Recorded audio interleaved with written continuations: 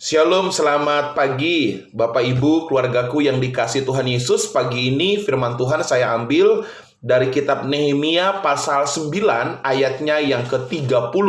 Demikian firman Tuhan.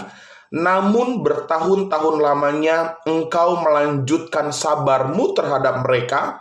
Dengan rohmu engkau memperingatkan mereka, yakni dengan perantaraan para nabimu. Tetapi mereka tidak menghiraukannya, sehingga engkau menyerahkan mereka ke tangan bangsa-bangsa segala negeri. Bapak Ibu, dari ayat ini ada satu kalimat pendek yang saya ambil sebagai judul firman Tuhan. Di sana ada kata, engkau melanjutkan sabarmu. Pagi ini firman Tuhan saya beri judul, Tuhan yang sabar. Bapak Ibu, salah satu kebanggaan kita di dalam Kristus Yesus, kita punya Tuhan yang sabar. Jujur saja saudara, seringkali kita melakukan kesalahan, kita mengecewakan Tuhan, kita melakukan hal yang tidak benar dan tidak pantas. Dia Tuhan yang tetap sabar, memberkati, menyertai, dan membimbing kita. Ada amin saudara? Tuhan buktikan kesabarannya saudara dengan menerima kita apa adanya. Segala keterbatasan kita, segala kekurangan kita, Tuhan masih menerima. Tuhan masih mengizinkan kita untuk terus mengalami perubahan. Bahkan lebih daripada itu saudara, Tuhan mendidik, mengajar kita sampai kita layak menerima hidup di dalam anugerahnya Tuhan.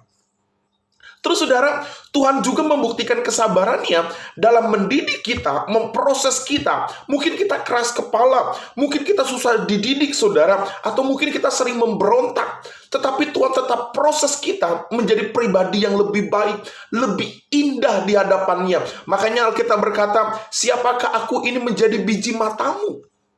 Lalu saudara, Tuhan juga menyatakan kesabarannya pada saat Dia mempersiapkan kita menjadi pelayan-pelayannya. Seharusnya kita tidak layak menjadi pelayan Tuhan. Seharusnya kita tidak layak menjadi hamba-hamba Tuhan. Kenapa? Karena watak kita keras, pemberontakan kita, mungkin keegoisan kita. Tetapi Allah menyatakan kesabarannya dalam mempersiapkan kita, mendidik kita menjadi hamba-hambanya yang hebat dan dipakai dengan luar biasa.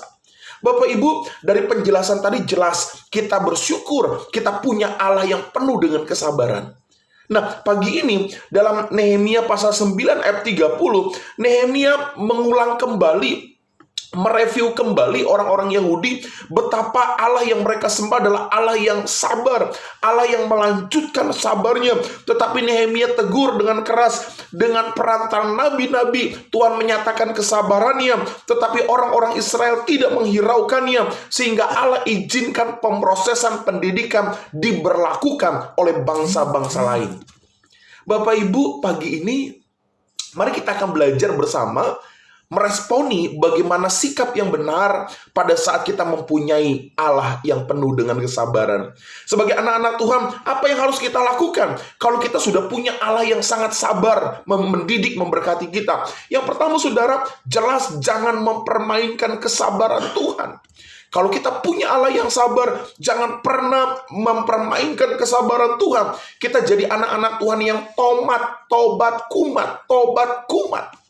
Yang kedua saudara, biarlah kita juga punya karakter Kristus, yaitu menjadi orang yang sabar.